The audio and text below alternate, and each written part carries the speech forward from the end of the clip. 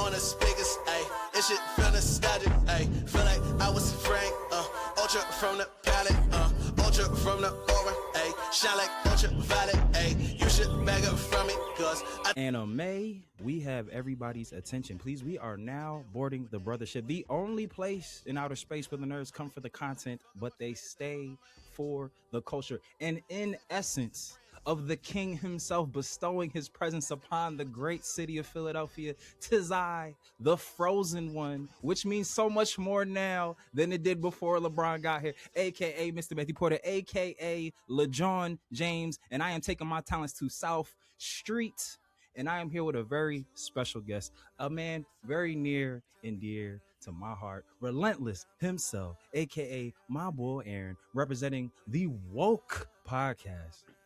Aaron, how are you, my brother? Man, wow, hell of an intro. I've never gotten an intro like that on the show. Thank you, brother. Thank you, my boy. Thank you, my boy. But how are you, good sir? I'm good. I do want to throw this in there. I do want to shout out my sponsor for my podcast, Will Katana Creations. Please do. With this fly Ace from One Piece shirt that he made from... I'm not Ace. Oh, yeah. Ace. I'm so sorry. Been a long day. Ace from One Piece, Fire Fist Ace, you know, if you watch One Piece, Ace, the boy, you know, great guy. Right. So if you know, you know. If you know, you know. Like, thank you, Katana. I appreciate this, but thank you for having me. This is fun. I'm ready. I'm already having absolutely, fun. Bro. It's funny because I was literally gonna say before we get into the shit, it's like, please tell, and we'll do it again at the end of the episode. Like, anything you want to tell the people, how they can support you, how they can promote you, do all that, all the pleasantries, brother. The floor is yours. All right. My man's. Well, yeah, we'll circle back. We'll circle back and we'll promote everything. And obviously in the episode description, we'll put everything. But Aaron, you've done many things on your podcast. You've been waiting for a long time to come over here. We are happy to have you aboard the Brothership. And we gonna break down we are as 90s nerds, we gonna touch on a show that is very, very popping right now, very hot. Season 2 of X-Men 97. We're gonna do the first 5 episodes 1 through 5, and we were talking about it before we hit record. A lot of these episodes very self-impacted, laid a lot of the groundwork for like what we have to come. As I kind of broke it down, episodes 1, 3, and 4 kind of work together, and then 2 and 5 kind of felt like individual adventures. Do you have a preference as my guest here on what you would want to talk about first, like the Apocalypse storyline or the other stuff? Personally, just because I'm caught up with everything, I want to start with the Apocalypse storyline. Start with the Apocalypse storyline? Bet. So when we left off with X-Men 97 season 1, a very popular comic book storyline, the X-Men get scattered across, turtles across time, TMNT, if you will, and they get sent different places. We get a little bit more insight as to what the overall plan was when they get shouted across time. So they're trying to basically kind of do some temporal pincer shit where they're trying to beat Apocalypse in different time frames across time. So they're trying to appeal to his better nature before he becomes Apocalypse 5,000 years in the past. They're also trying to take care of it in the future with Nathaniel Richards, right? That's his like the Cable, Cyclops' son. Yeah, Cable, exactly. Cable, when he becomes like the heir apparent of the future to like take down Apocalypse and his power. So really fire how they're trying to take it out, basically cover like all bases. In the first episode, they literally drop us off right in the middle of the action. We have Forge, and it was Forge and Bishop, right? That went through the 2 time tunnels the first time. One went to the past, one went to the future. Yep. Start off crazy. We literally, I did find it funny that season 1 ended with like Forge and Storm building their relationship, then they got separated by the time, and then they come right back. The hearts found each other first couple minutes of the episode. Through time, baby. But through time. After that. Through time, baby. After that long hiatus, Aaron, what did that first episode, how did that make you feel? How they dropped this? Because 97, I don't think any of us expected like how amazing and big that first season was going to catch in, like the nostalgia of it all. Yeah, obviously we're all super excited. And if you love the original series, it was a direct sequel. So, a million years later. But then season 2, we had this long break in between 1 and 2. How does it feel to be back with episode 1? I think episode 1, for lack of a better term, punched you in the mouth. No, I can hear you. I think episode 1, for lack of a better term, punched you in the mouth. Like it reminded you we're back. So big facts. That was something that I think audiences needed after a big gap was, okay, we're getting right into it, but we're still gonna flush this thing out, which I think is what happens later with the other episodes.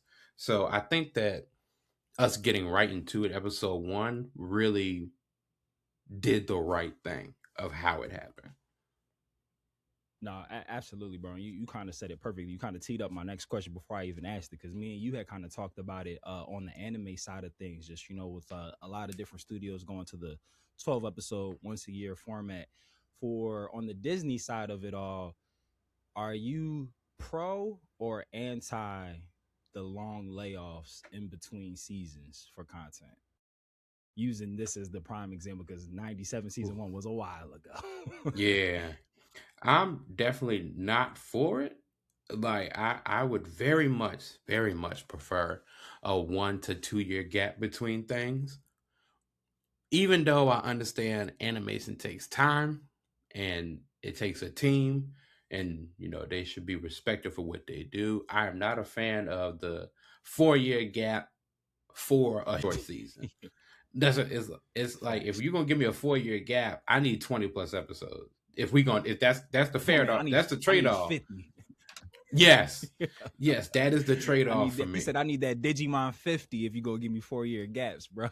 No, seriously, they did it right. Yo, facts. Yeah, that's crazy. It's like I didn't realize until I was like watching Digimon Beat Break that, like, they were like 40, because I started late, so I'm thinking like 24, 25, 12, this and that. That's why I got time to catch up. I'm watching, new episodes are still dropping. I'm like, they like 45 in. I'm like, oh shit, our Digimon always goes the distance. Yo, they just run. Yo, like, they do. And I love it. I love it. Really quick, because I want to actually go back and name these episodes really fast for the audience at home. So episode 1 was Days of Past Future. Love the flip of the Days of Futures Past from the movie. Episode 2, A Force to Be Reckoned With. Episode 3, Rise of Apocalypse Part 1. 4 was Rise of Apocalypse Part 2. And 5 was Weapon X, Lies, and DVDs. Of these 5 episodes, I really liked 5.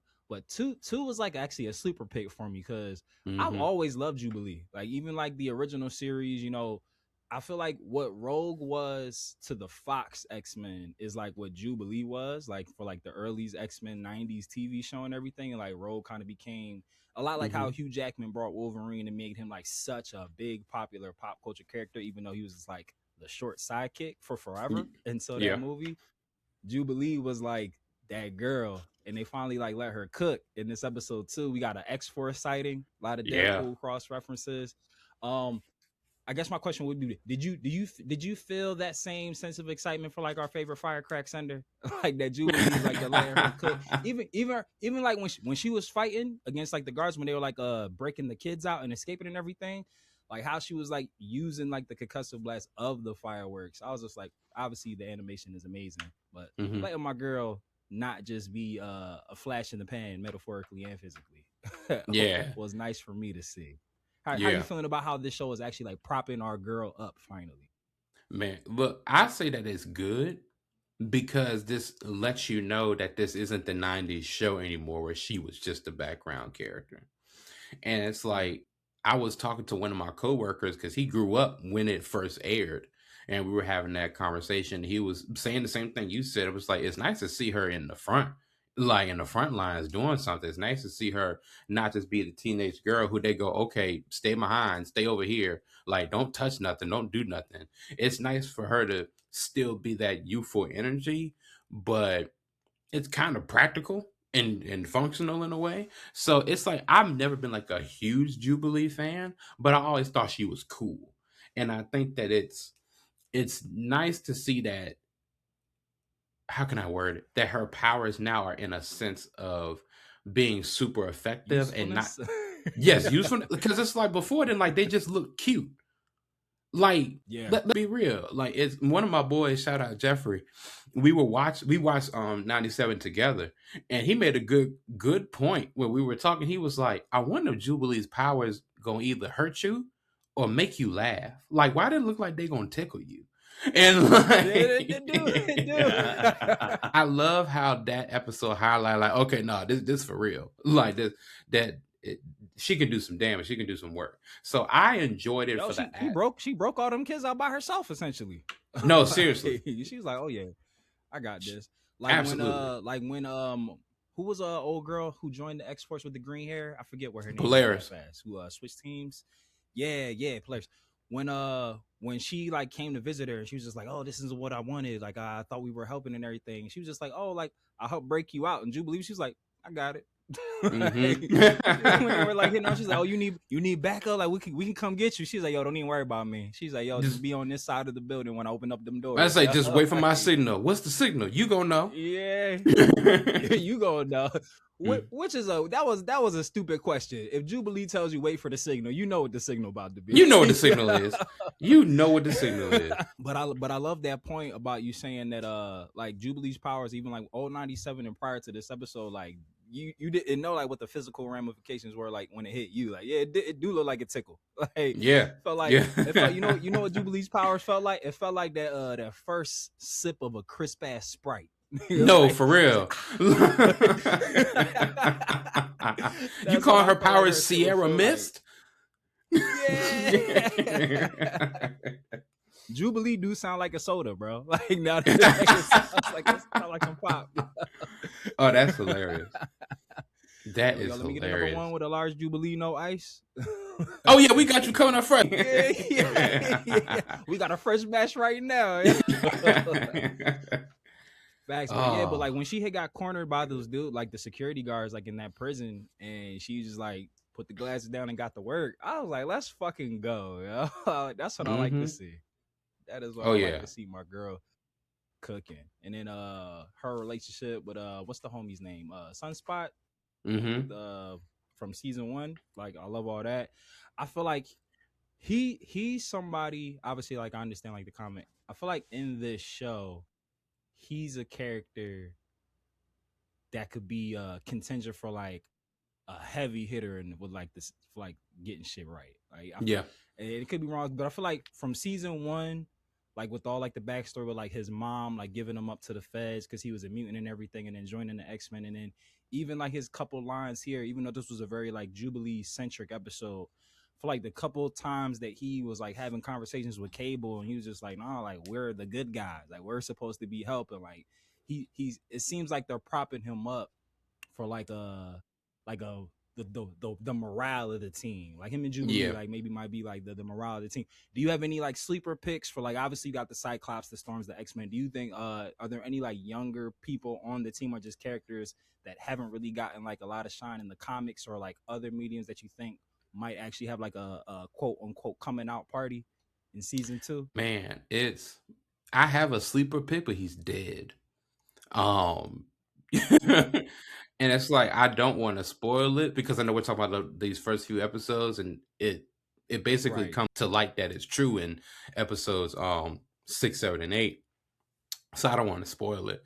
But other than that, that putting that sleeper pick aside, I would give it to Sunspot.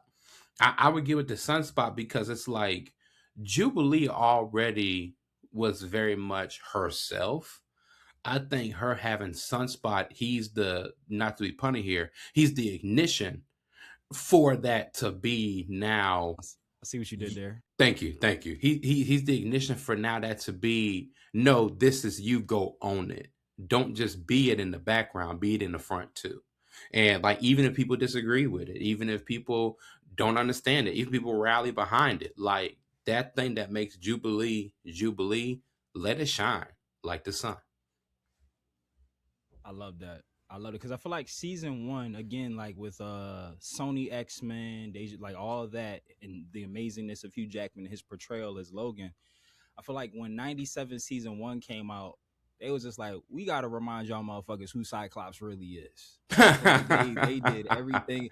They did everything in their power. Like, yo, like this is the actual leader of the X-Men. Watch him cook. like that first episode when he jumped out the plane and hit him with the "To Me, My X-Men." That was cool. Like the concussion blast, with the superhero landing. I feel like they had to remind people like, yo, like Sony nerfed Cyclops. We didn't nerf Cyclops. Like, is the bull. But yeah, and again, to your spoiler, I'm wrong because I know what you're talking about. Yeah. Yeah. But I really liked episode 2, Cable's team and what they got going on. I love when they switch it up and they put like a band of characters together, and we saw that in episode 5, which we'll get to, like when people who don't normally team up. Yeah, like, it's always fun. But we were saying episodes 1, 3, and 4 kind of went together, so we can cover obviously 3 and 4 together. Rise of Apocalypse part 1 and 2, where they go the team that's in the past to try to prevent Apocalypse from becoming Apocalypse back when he was in Sabah Nur. And as we get with every time travel trope ever, the shit that they tried to do to stop it is the thing that made it happen. Like, yeah. All right, so I want to get your rank because I have mine. There were so many frustrating decisions that were made primarily by Magneto. Do you have a moment in either one of those 2 episodes where like the biggest like come the fuck on moment? like out of those. It was when he broke the device. Oh, that was it. It's like, yeah. like I'm a Magneto fan, but I also call him out on his stuff. It's like sometimes he goes too far to prove a point that didn't need to be proved. Like, dog, we know that when it comes to doing things the easy way or the hard way, you're gonna pick the hard way. You don't always have to let us know you're going to pick the hard way. We know. Why do you think we're here? We know. God, it's like, do you got that homeboy? Oh, I'm sorry, man. No, you good. It's like, do you know that guy? Like either they're your friend or you just know them or you played a sport with them. Do you have that person who always is ready to not just intervene in a fight, but they always have to elevate it too? That's Magneto. Man, I smell bitch up in here for real. If I'm being honest, he ain't even got hands for real. Like, shit, he look just like his mama. What? Yeah, be at the bar with your party. There's some drama going on down the bar. Don't got shit to do with you. Start instigating and shit. Like, damn, I wouldn't let nobody talk to me like that. Yeah. That's it. I wouldn't let nobody talk to me like that. Yeah. Yo, you better than me. Y'all don't know you, sir. But dog, yo, that part where because his first thing was like he took the bracelets away. He's like, no, we can't leave yet. Which I was like, stop being a dickhead, but sure, whatever. And then he gave him back eventually because shit didn't go his way. It's like, yeah, let me get these back. And then double down, like, dog, when he broke that shit, and then his explanation was, he was just like, oh yeah, the place that we going got the power to fix it. You could have just still went to that place and not broke the bracelets. Yeah. Like, y'all were on the way there. Y'all literally, when Charles went to talk to Apocalypse, and he was just like, y'all, he was like, you strong enough for me to hear you out and everything, you good. And then Bishop's like, yeah, all right, cool. Let's set these Jones, get ready to go. And he broke, and he was like, yo, where we going to fix it? I'd be like, bro, we could have just walked there with the bracelet still intact. If shit ain't seen right, we'd have left. I would have punched the shit out of Eric if he would have. Like, I would have had to just take that. He would have had to. Like, I would have. I wouldn't even fought you. I just would have hit you just one time, and that's it. Like, don't even hold me back, because that's all I needed to do was just one good, clean left hook, and just let me cuss him out. That's all I need. Like. Yeah, but I was so pissed at that part that I pushed it to the back of my head. But had I remembered that scene, 1000% would have been my number one. My number one biggest, like, come on, my G, like, get your head out your ass moment was, so after he had fixed the machine, after they fixed the bracelet, he sent the rest of the team back, and him and Charles were like having that one-on-one. Yeah, and he was on something. He was just like, I'm sorry, my friend. He's just like, let me fix this mess that I made again.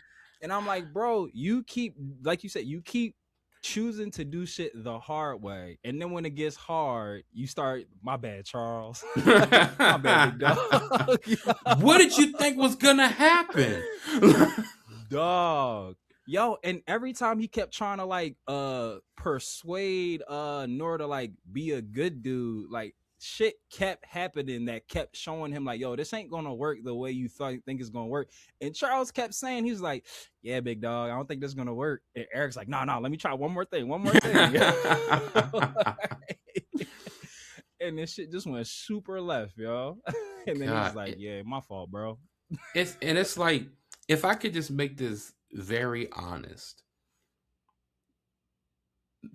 Charles don't give up on people at all. So the fact that he gave up especially Eric, but the fact that he gave up on Insabinure and was telling you leave that muck alone, I think you should have listened, because this is always the person who's trying to tell you can do better.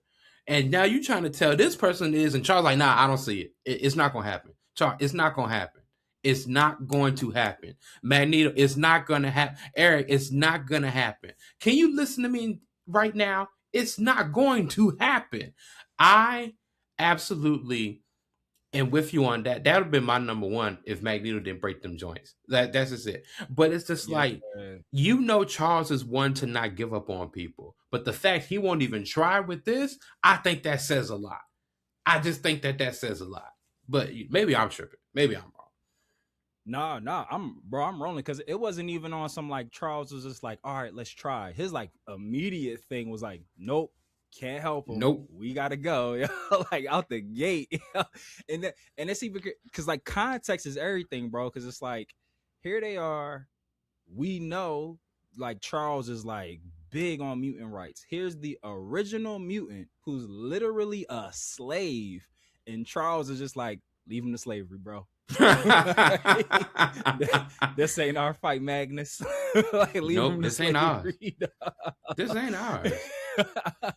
Which to your point, like, yo, like, and Eric being his mans for so many years should be like, oh damn, you try to save Eric. Even the lesson from season 1, when Eric was the one to be like, we can't save everybody, scorched earth, fuck these niggas. Like, Charles was just like, no, we gotta help. Like, I'm just looking like going from the last 2 episodes of season 1, like when all the stuff with what was it? I always want to call it Geonosis, but I know that was Star Wars. What was his mutant island called? Genova? Genova, maybe? Krakoa. Fantasy. No, there's Genosha and there's Krakoa. Yeah. So when like the massacre happened at the island and we lost Gambit and everything, and he was about to just like drop the shit on Earth, and then he had like the change of heart, and he's like, oh, I'm gonna make it right, and I'm gonna fix it, and he's like, I'm so sorry, Charles, and all that shit. And then we literally got the same speech, which in their timeline would have been like a couple days later. If I was Charles, I'm like, bro, we just had this you apologizing to me for doing dumb shit conversation 2 days ago in our timeline, and now we here again. Yep. Now we hear again. What I will say was something that was hilarious to me,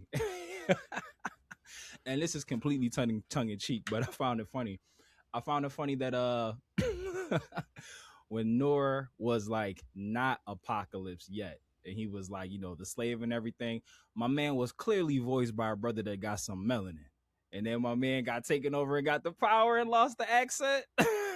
That was hilarious for me. All right, yeah. So I was saying, I thought it was funny as shit that like, my man had like the Egyptian, like the melanated vocal stem. Like, he sounded black before he got the power.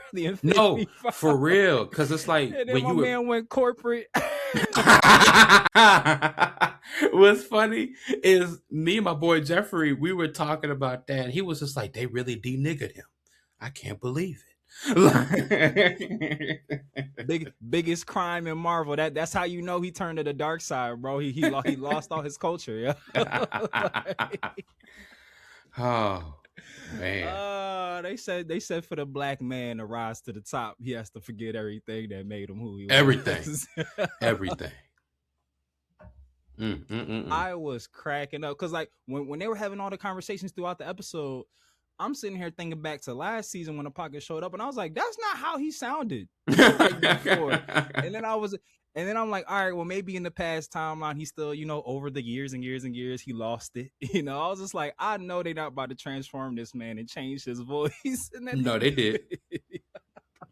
They did. When I tell you, I started crying laughing. I was like, dang, man, they corporized my boy. They had got to. him, bro. Capitalism got him, bro. Man, look, you don't get Gotta promoted without losing a piece of your past job. facts. That was his mutation was code switching. That's his.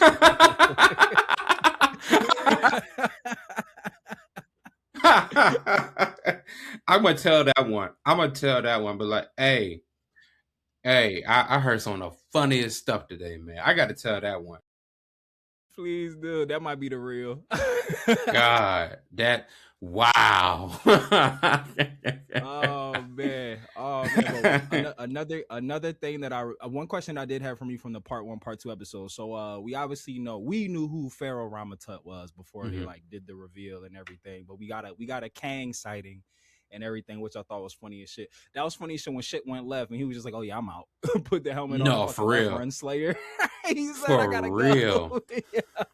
Like, yeah, this is his world now. Would be, huh? Facts. She said, what does that mean for me? He's like, well, only time will tell.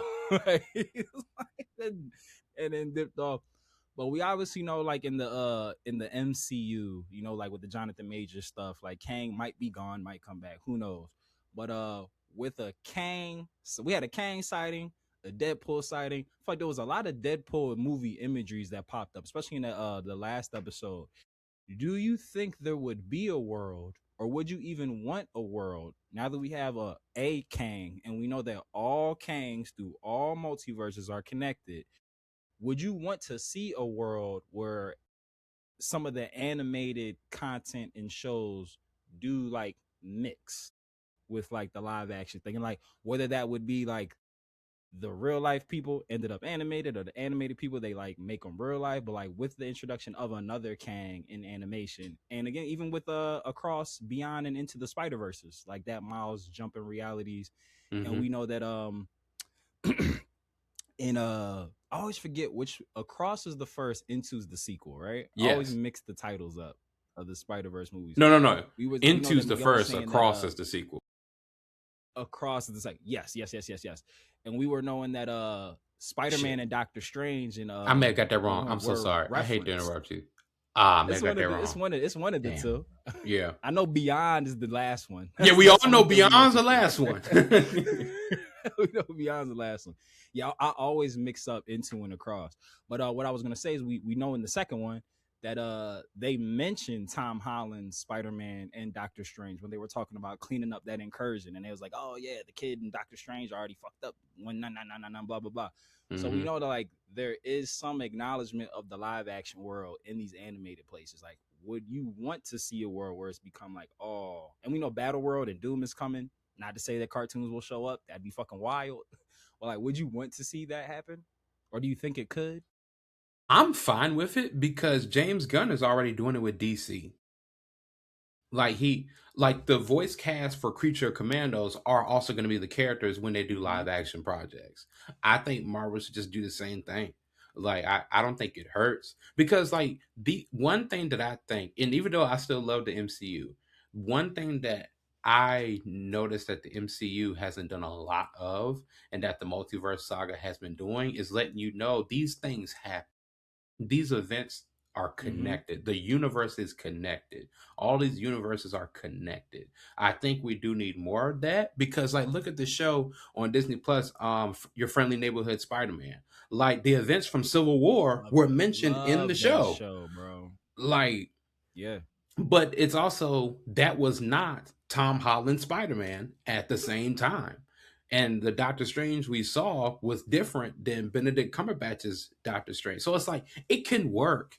It's just the writing out of it has to just make sense. That's just about it. But it's like, we can throw some people in there just for kicks and giggles, but it's also like, how you do it is important, but I believe that it can be done. So I would like that. I genuinely would like that because it can give a shine and a light to characters who we may not see in live action for a long time, or who we've never seen animated.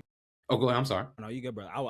I agree with you completely. I was just having a conversation with shout outs to super producer Mikey the other day, where I was saying, I saw a Tom Holland interview recently where he was saying that like he has a plan in his head already of like how to pass the mantle on to Miles Morales. And he was saying like they've talked about it, they have like a fully flushed out plan, and they're really excited to like start to execute that. And we were just kind of just like throwing around tinfoil hat in it, just throwing out some shit. And I was saying I obviously wouldn't want it to be Shamik Moore because he's weird as shit. But God. I think it'd be some, yeah, I wouldn't want it to be him, like live action. But I think it'd be cool, like if somehow the Miles from like Into Across and Beyond dropped into the MCU. Like you already have a pre-established story. You don't need to like bring it back up again. Again, I would still want them to cast a different live action person, and like the conversion can like explain, you know, why he looks a little bit different, sounds a little bit different. They did it in the Nickelodeon Teenage Mutant Ninja Turtle show when Seth Green took over, when Shredder beat him the fuck up, and they was like, oh damn, he beat him up so bad he sounds different, which I thought was a genius thing to do. That was funny. I was like, oh, that's a genius way to recast somebody. Like, damn, you got your ass whooped so bad it fucked up your vocal cords. That's crazy. Wow. Well, I think that'd be again like what you had said. What DC does really well, and Marvel, like they do it, but they don't highlight on it. Like they make it known, like, hey, even though this is animated, even though this is live action, like this all happened. These things take place. People are aware of these things. Like you said with Friendly Neighborhood Spider-Man, I feel like mad MCU movie things were referenced in that. Like it was a lot. That the Doctor Strange in that felt a lot like Benedict Cumberbatch's Doctor Strange. I know it wasn't like exactly the one from 616. Yeah, but I feel like it was very close. Yeah, that's fair to say. A lot of similarity. Even his theme when he came down was the Doctor Strange theme. Like it was like legit the theme. So I was like, all right, this is lit. But would you kind of be rolling with that? Like if the Beyond the Spider-Verse Miles Morales dropped into the MCU and it just like kind of takes away the need to like have to like give a whole nother back. We still don't know how this Peter got his powers. Like man, about 7-8 Spider-Man appearances from Tom Holland and we still don't know the origin of his spider because there's no Oscorp in the main MCU timeline. So we have no idea. So I'm gonna say this first. What's y'all beef with Shamik? Like the nigga just a little corny. That's it. He ain't beat nobody. He ain't kill nobody. He ain't get no kids drugs packaged in ice cream. He just shot his shotties who was taken. What brother hasn't? But it's also like, how am I supposed to know you in a relationship? You don't talk about the relationship. No, I feel you. Yeah. He kept trying to get off that. Oh, but he kept trying to get off that. Like, oh, it's real easy for Miles to flirt with Gwen when I just look across the hay. He tried to get that bar off so many times. And it's just like, yeah, it didn't work. It didn't work. But damn, like he's not a pedophile. God damn, like they damn near the same age. Oh, no. Let me for the airwaves. Outside of him being a cornball, I'm sure he's a great person. Like, yeah, I think he just be Dope chilling. was my shit. Like Dope. Yeah, Dope. I love that movie. Like yeah, it was good in that movie. But like I also am familiar with him like before the Spider-Mans. Like when he would do like very, very like Nickelodeon, Disney-ish, like corny kid content.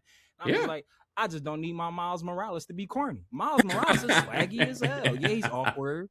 He's an awkward teen, but we were all awkward. But my man got swag. Man, man got swag. We need Miles to be swag.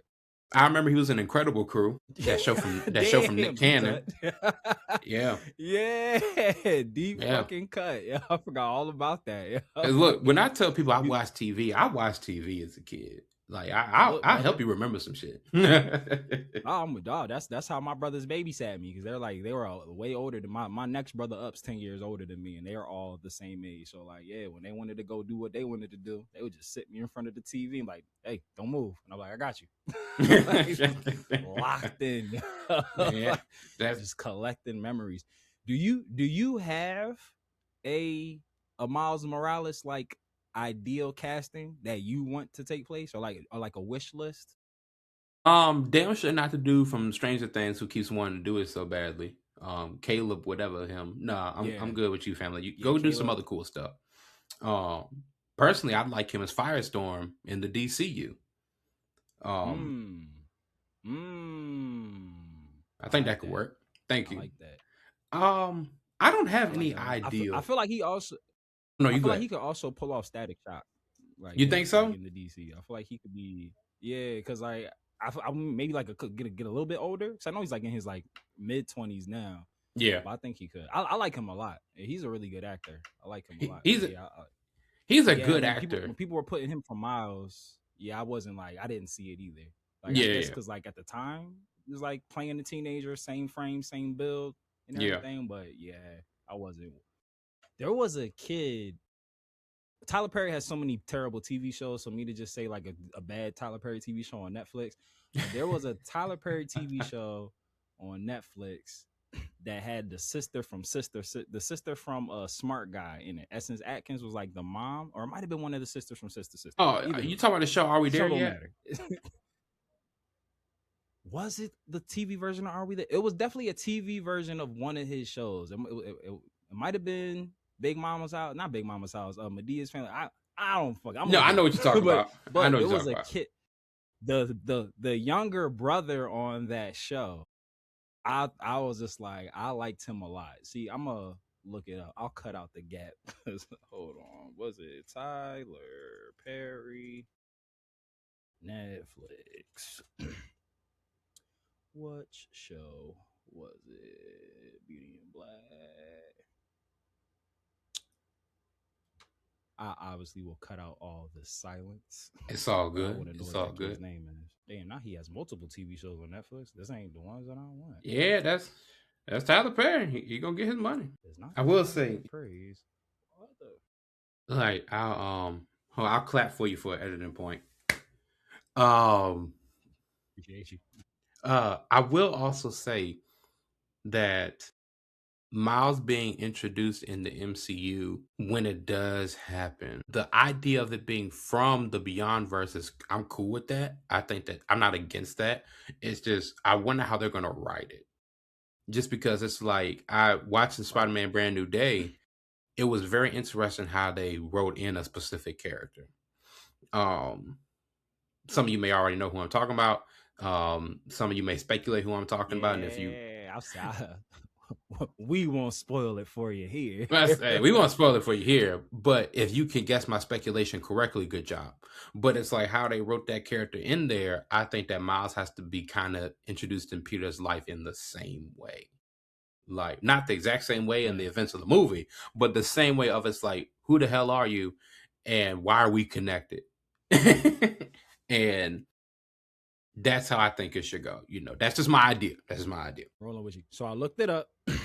The show was Family Reunion, was the TV show. I don't think it was on Netflix. The older brother, the actor's name is Isaiah Russell Bailey. I'm sure like the older he's 19, the older he gets is gonna be difficult. But I was just like, I think that he'd make a really good Miles Morales. Like, Isaiah Russell Bailey. Why you sound like a civil rights activist? Like people. I'm sorry. I mean, Rio Morales was an activist. That's true. Perfect casting. He a method actor, bro. He a method actor, bro. All right, my brother. So, and then the last episode for the coverage, episode 5, Weapon X Lies and DVDs. I like this episode a lot. This one was fun. We got to see a Weapon X team up, Sabretooth, Wolverine, Morph, who wasn't part of Weapon X, but he was the homie. They came in there. I forget what was the other dude's name. Maverick and Silver Fox. Mm-hmm. Yeah, Maverick and Silver Fox. They all and Lady Deathstroke. And Lady Deathstroke, definitely can't forget Lady. Her having, I know like it's comic accurate, but I'm so used to her having black hair because I see her so much more often in like the movies than I do in the comics. Yeah, and like there was like definitely like a brief second where I was just like, "What the fuck is this?" Oh shit! All right, cool. That was funny. And I saw the fingers. I was like, "All right, I know who it was." But no, we had an alien invasion. We had an abandoned base breaking. Like Wolverine's always sneaking into abandoned Weapon X facilities. That's like his favorite pastime. Absolutely. Absolutely. What he does every time we see him. But he was telling the team that it was for him to basically shut down, another site so that they can't conduct any human experience. But really, my man, he wanted his claws back. He wanted his swagger back. He needed that adamantium skeleton. He didn't feel like which I found a little bit. It made me kind of sad that he went to those lengths to get that back, because for so long he like resented his condition. Like he was just like, like I'm a monster and I hate it. And I was like, they did this to like he gang banged on Stryker and the Weapon X people for like doing that to him. Like, and then he was just like, I'm nothing with like, it felt like Spider-Man, like, I'm nothing without the suit. Well, then you shouldn't have it then. Okay. Yeah. He said, I'm nothing without that adamantium. I was like, you're still basically immortal. Yeah. Like, Yeah. You're still basically immortal. But this was a really good episode. Did you have like a favorite beat? Because a lot of this was action. There wasn't really like too much plot exposition, and this was a very isolated episode. Didn't really have anything to do with the time traveling or like beating Apocalypse again. It felt like it was just so Wolverine could get his adamantium back, so he could like be of more service to the team when they go in. Did you have a favorite beat in this episode? When he got taken over and transformed, and it was a homage to the Uncanny X-Men comic cover. Yeah, that was fire. Because it's like, that's not from a story perspective, that's just from a fan perspective, because X-Men 97 has done a great job of taking iconic comic book panels and putting them as necessary pieces in the show. Like, or that cover of that comic is not talked about, but now look what happened when it happened. It's talked about. Like, so they do a good job of appreciating the X-Men's history and incorporating it in this new show. And that's why that's my favorite one when that happened, because it's like, one, it was a big turn of events for the story of the episode, but mainly because it's like, oh, that's a comic cover. That's fire. I like that. Absolutely. It was not really necessarily a beat because it played out throughout the whole episode. I love how they're being way more fast and loose with Morph's transformations this season. Like, he's like, I agree, picking up on characters that we haven't even seen in the show. For like all season 1, he was like turning into people that like he like interacted with or that we had seen in the show. But we got a Ben Grimm transformation, we got a Deadpool transformation, we had Spider-Man. Like, I'm really liking how they're like Cyclops into Morph. Yeah, Cyclops. That part was hilarious. It was. It's like, Gina's touching me again, like, Logan. He was like, oh, she's gonna be so disappointed in me. I'm gonna have to give her all the hugs and kisses. And he said it so clean how Cyclops really would. Like, Cyclops wouldn't say I'm a fucker. Thanks. He was like, we're going to enjoy some quality time together. Yeah, I loved it too. That was really good. And also the Omega Red, because I remember in the X-Men video game, like not really having like a conception of like who Omega Red was, because I played the video game before I got like super big into the comics. I just remember them fucking whips. I hated them, bro. I hated fighting him. I hated when people picked him. Yeah. So like seeing him in there, like as soon as them whips came out and he started fucking shit up, I was like, "Ooh, that son of a bitch!" Yeah. I started getting rage quit flashbacks. Yeah, like, "Ooh, you son of a bitch!" And everything. I'm trying to think if there was anything else of like super duper significance. Can I say this though about that episode? We got a fucking a saber-toothed son shout out, which we rarely ever get those. Yeah. Like that was and he was like, I should have killed that little mistake when I had the chance. I was like, that shit was crazy. Yeah. I love how it was like a super duper quick part, but it was like 1 second before Morph and Sabretooth had that conversation. I love how like when they figured out like the infected people, like they bled like green blood. Mm-hmm. I loved how he was just going around just like stabbing dead bodies just to see what color the blood was gonna be. That's when the what did it be like when the is it the impulses or when I forget what it is, but it's like when the intrusive thoughts take over. That's what happened. That's what that was. Yeah. Yeah. Dog, I was cracking like they walked into that lab and just a bunch of dead scientists, and he's just in there just shanking dead bodies, just checking the blood. He's like, this one's not infected. I was like, that was a very saber-toothy thing to do. It was. But if I may add this though, if I may. Yes, sir. If I may, if you got something important to say, you say it. Oh, okay. Have at it, good sir. I think that this episode really highlighted how Wolverine thinks of himself so lowly. And it's 1,000. absolutely, and it's heartbreaking because Morph said it best. Though it's like, that makes me sad, Logan. But what makes me more sad is it doesn't make you sad. It's just some people's self-worth is just that low. And it's like, well, their belief of their self-worth is just that low. And like for Wolverine, that is so hurtful that you are genuinely loved and cared about by the X-Men. Like, regardless how you and Cyclops be beefing, he don't want nothing to happen to you. Like, it's you and Jean's, whatever the hell be happening, she still care about you. Like, you are still valued and cherished by people, but the fact that you think you are nothing more than an experiment and capable of just killing, that is what was a big takeaway from the episode. It's like, damn, Logan, you really don't think anything good about yourself. Yeah, nah, bro. Like that's beautifully said. Because we have this image in our head of like what Wolverine is and like who we think he is, like through like the comics, the Sony like properties and everything. Even last season, like, when him and Scott be button heads and everything, it's like, it's just alpha personality types, and we just see him as like, like machismo and like Wolverine.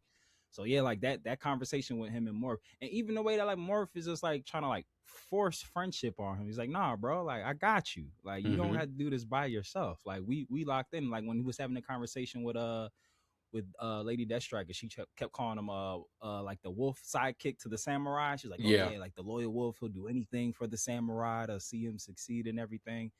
Just that. But like you said, when he got the adamantium like ripped out of his skeleton last season by Magneto, and just like how everybody like was like by his bedside, making sure he was straight before they obviously got sent different places across the stars. But like you said, like he's like one of Xavier's favorite kids. Yeah. Like, yeah. For him to be like, oh yeah, he said all I am is a beast. Like that's all I know how to do is just slash and claw and shit. And it was like a part of me, again, like with the sadness, but then I was just like, you've had several moments in the original run, even season 1, where like people have showed that they love and they care for you. So like it felt like a bit of a regression, like character wise, but I guess that kind of makes sense because my man was like literally trying to get his adamantium skeleton back, which he didn't have anymore. So it was like him kind of feeling him going backwards. Like, the development is tied to like, how his what he feels he is as a contributor to the team. He's like,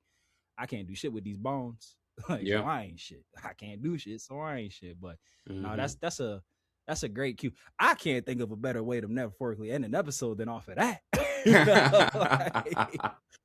But yeah, but that's episode 1 through 5. We're gonna come back for all you beautiful people, and then we're gonna do 6 through 8 sometimes next week. My boy Aaron, if you are free, I would love to have you back for those as well. And then once 9 and 10, which have yet to come out, we'll do those in real time. Probably do something special for the finale, season 10. Who knows? Don't know. I'll figure it out. Fair enough. Like, we are the masters of our own destiny. But my brother, before we close this bad boy out, please tell everybody out there across the interwebs how they can find you, how they can support you, what you got going on. Well, you all can definitely find me on Instagram at _Relentless15, as it's seen right here at the bottom, _Relentless15. Definitely go check out my show, Woke. That make sure you put it in quotation marks. It's just a play on the word because I do not think I'm the wokest individual in the room. That's why I have it that way. But it's WOKE, as it sounds. Look up Woke. I am available on Spotify and Apple Podcasts. Episodes release typically every Sunday. If there is a break, it's just because, I have a job and also people's schedules. Things happen. But other than that, we have some great episodes that recently have came out. We've had an X-Men episode actually called To Me, My X-Men with the Blurred Brain podcast. Please go check that out. Me and Matt's episode, whenever this comes out, it'll definitely already be out. We did an episode called A One Pace Issue that will be out Sunday. And it was a very fun conversation. Very fun conversation. He's also been on previous episodes of my show before. And also, currently, right now, is an episode called out out called Your Friendly Neighborhood Therapist. Definitely was a play on Spider-Man just because the movie just came out, where me and a fellow therapist of mine, because that's what I do for my career, we just had a conversation of the realities as well, some of the great things and even the tough things of what it's like to be a therapist. So definitely go listen to that episode too. Those are 3 recent episodes that will be out at the time of this recording. But make sure you go check out my sponsors at Chocolate Clothing. That's CHALE Clothing. Octua Braids. I'm sorry if I'm still saying it wrong, Katana. Katana Creations also owns that right. One.